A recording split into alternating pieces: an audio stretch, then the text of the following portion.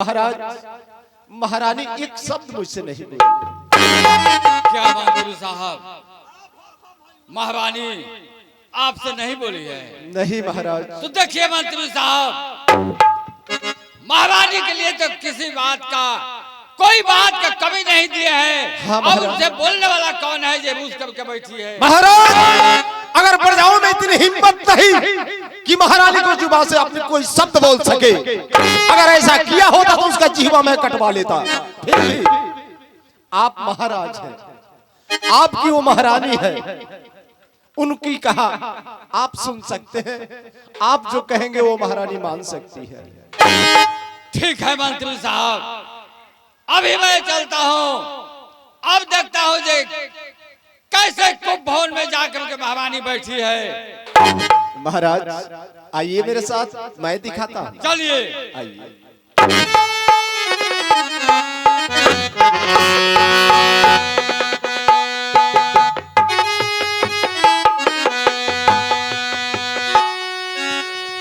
आर ठूठता पकड़िया रामा लिहनी बसे, ठूठता पकड़िया रामा लिहनी बसे,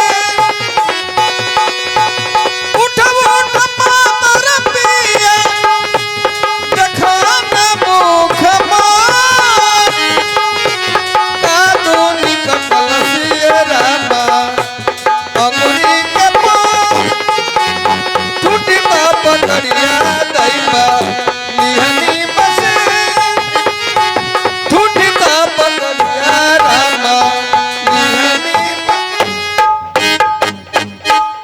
मंत्री साहब सही बोले हैं, जो महारानी कुंभ भवन में जाकर के बैठी है। अच्छा तो मैं चलता हूँ इनसे पूछने के लिए। अरे महारानी उठो, क्या बात का कमी है? कौन ऐसा आदमी बोला है जो कुंभ भवन में आकर के बैठी है? महाराज आप बोल रहे हैं कि कुंभ भवन में हम कैसे बैठे हैं? आप देखिए मेरे देह की दशा, आप कुछ नहीं मालूम चल रहा है महाराज? नहीं महाराज आप बताइए, शादी आप अपने लेके आए महाराज कि अपने बेटे के लेके आए? बताइए। महारानी ये बात कहने से तेरा जीव क्यों नहीं कट जाता? मेरा बीजे लड़का भोले भाले भगवान का भक्ति में रहता है रातों दिन, वो कैसे गलत काम कर सकता है?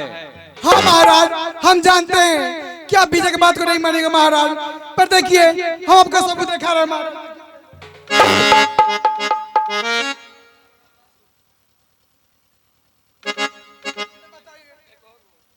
देखिए ये मेरा है,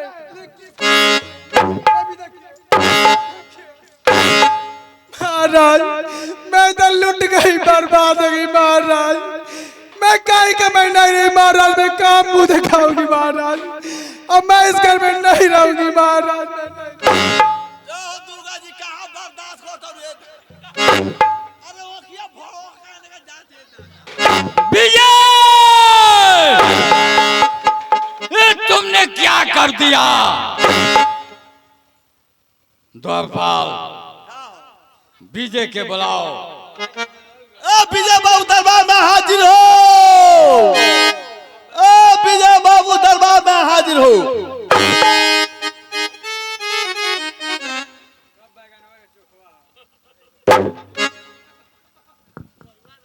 नमस्कार पिताजी। नमस्कार विजय, तुमसे मैं दो बात पूछता हूँ, दो बात का उत्तर दे सकते हो? जरूर। पहला सवाल ये है, जो ये आकाश है ये टूट करके धरती पर आ जाएगा तो क्या होगा? पिताजी अगर आकाश टूट करके जमीन पे आ जाए तो जमीन जो है रसातल को चली जाएगी। रसातल को चले जाएगी। और जो सूरज है आकाश में उगता है, अब इस पृथ्वी पर आ जाएगा तो क्या होगा? अगर सूरज आकाश छोड़ के धरती पे आ जाए तो धरती जल करके राख हो जाएगी। इतना बात समझ में आ गया तो बेटा हो के सेव का किया किधर का काम।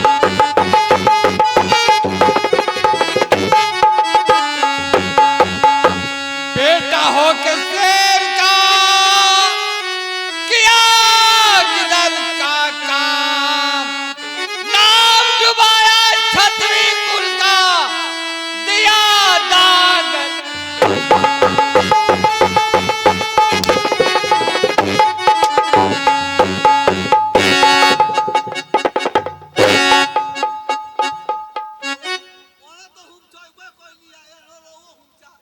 जवानी का जोश में अपने के माँ को माँ नहीं समझा।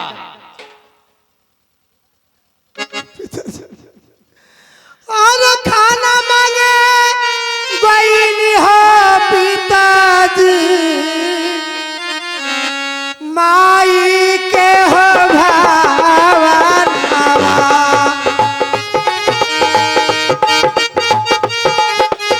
खाना मांगने के लिए गया है।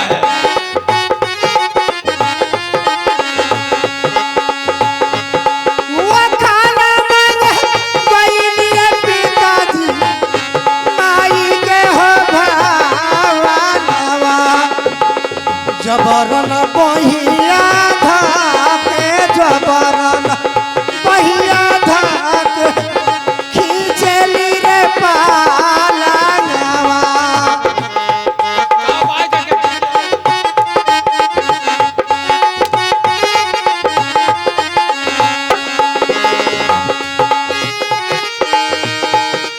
ये अपन माई रही दिए पिताजी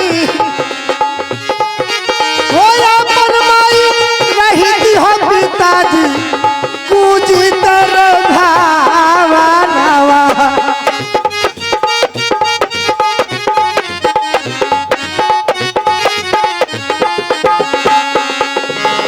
माई के करनवा ये पिताजी माई के ये माई के करनवा ये पिताजी छूटल रे पारा।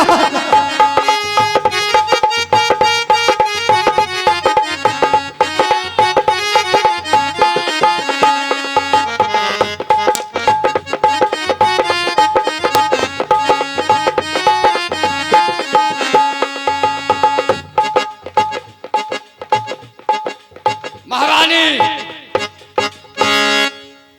सुनो महारानी, हाँ महाराज बोली। ये मेरा लड़का नादान है। ये गलती कर दिया है तो इसको माफ कर दो। देखिए महाराज आपका वो लड़का है आप उसको माफ करिए। मैं तो इस घर में नहीं रहने वाली महाराज। अब मैं जा रही हूँ मैं जहाँ साई में जा रही हूँ महाराज। अब मैं इस रात में नहीं रुकी महाराज। मैं जा रही हूँ। देखिए महाराज रहूंगी एक ही शर्त पे कि देखिए पिज्जा की कॉल कर ला के दीजिएगा तब रहेंगे तो नहीं रहेगा महाराज। मैं जा रही हूँ महाराज। नहीं महारानी, ये महल छोड़ के कहीं मत जाओ। ये तो इंसाफ का द्वारा है। यहाँ जब भी होता है तो इंसाफे होता है। आज बेटा का जाल में पड़ करके बेटा को छोड़ देते हैं तो सारी प्रजा कह सकते हैं जो महाराज अपने बेटे को छोड़ दिए। जलाद द्वारपाल जय जी महाराज, मानी बेटा का जान चल जाओ। महाराज दास मेहरारू हो तो कोई वो लड़का हो जाए। जल्द जलाद को बुलाओ।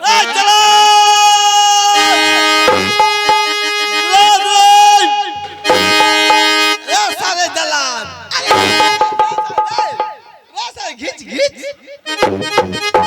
सारे भरोसा तोरा बाल बच्चा नहीं खस हो ये न रहनिया जो महाराज बुलाओ तन जो।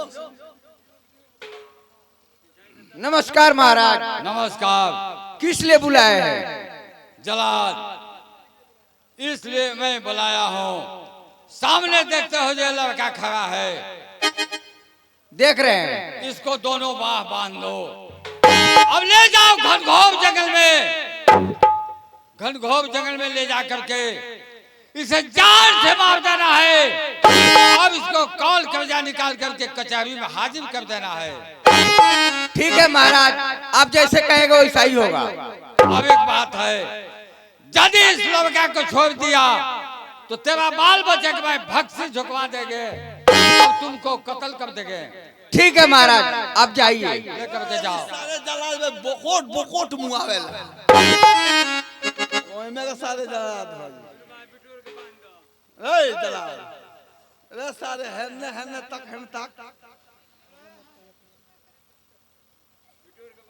ए छोड़ दे भैया तार कौन गलती कैले बनी कि तू हाथ बांध के ले जात रहा भैया।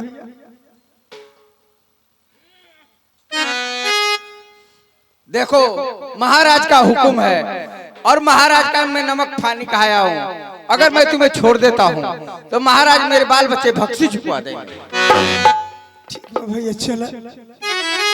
अरे बोला बोले जाला बा हेली यारली या वाले जाला बा हेली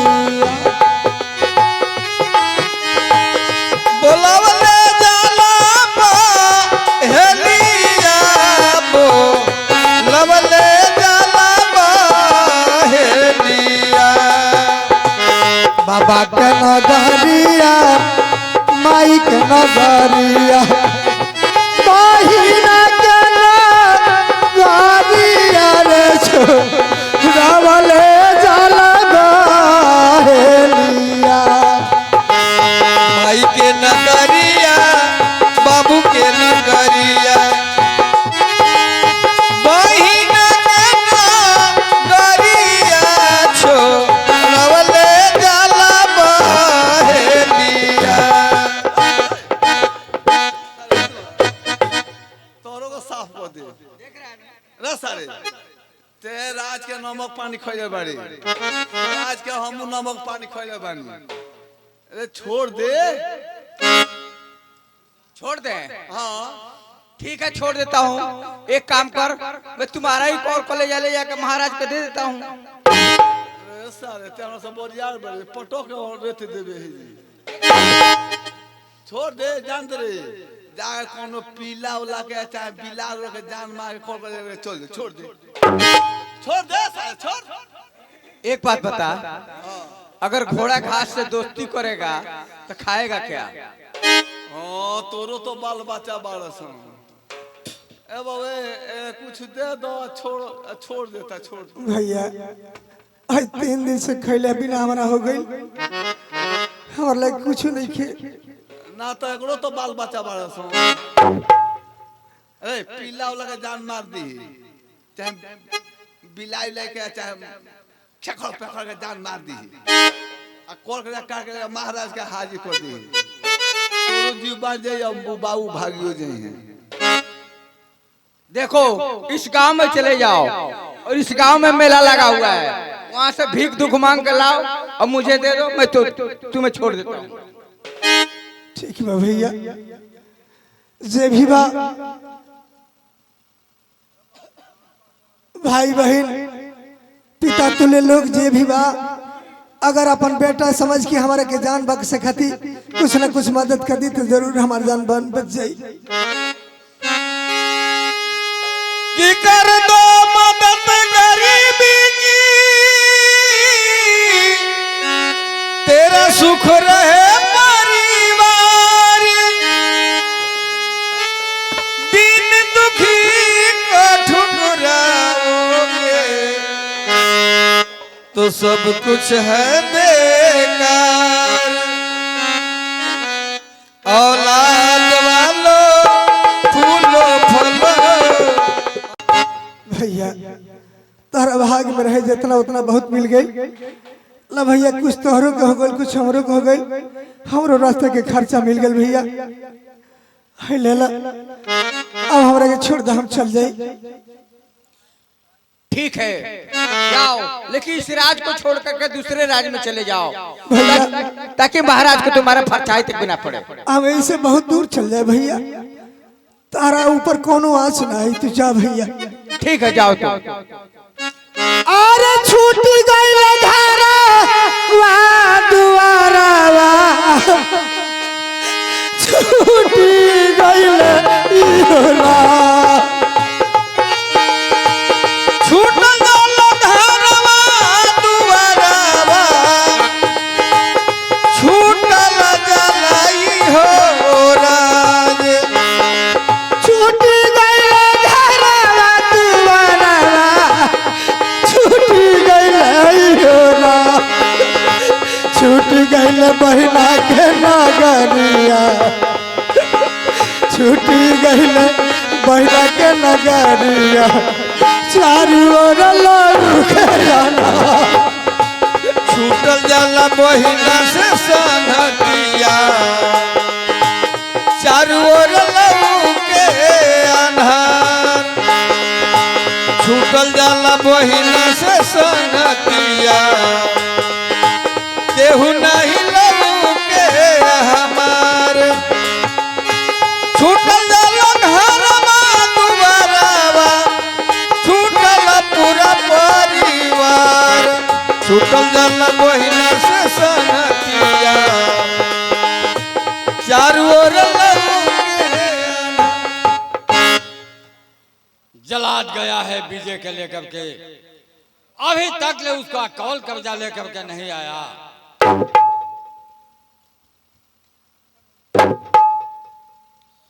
नमस्कार महाराज।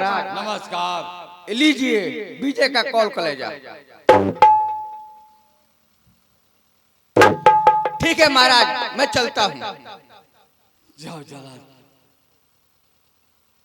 द्वारपाल, महारानी को बुलाओ। अरे महाराज साहबा, महाराज साहबा, अरे महाराज बोलाओ था नहीं, तार महाराज आ गई नहीं। हाँ, तार काम पूरा हो गया। हाँ महारानी हला हला लो ये विजय का कौल कब्जा। ये सिपाही जैसा बीजे बाने और वो इसने एकदम कॉल के जबा हो, तो पर हमरा कोना काम के बा होई, पर हमरा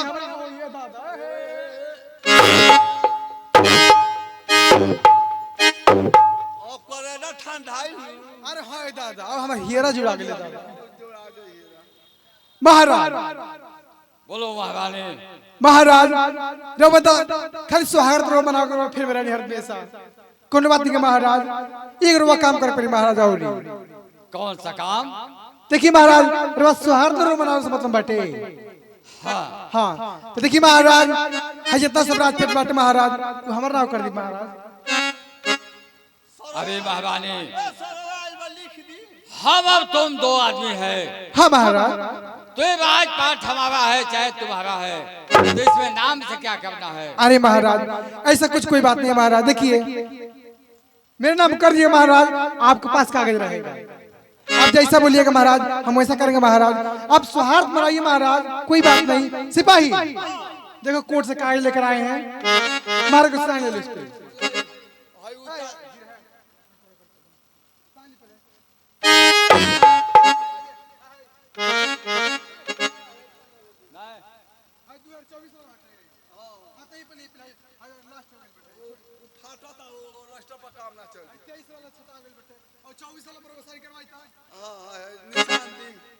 आई बा को रोटे नहीं खे।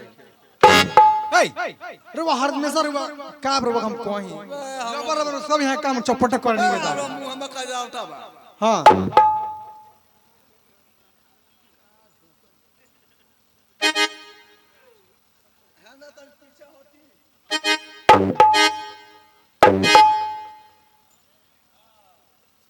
पांचों उंगली निशान दे ऊपर ही।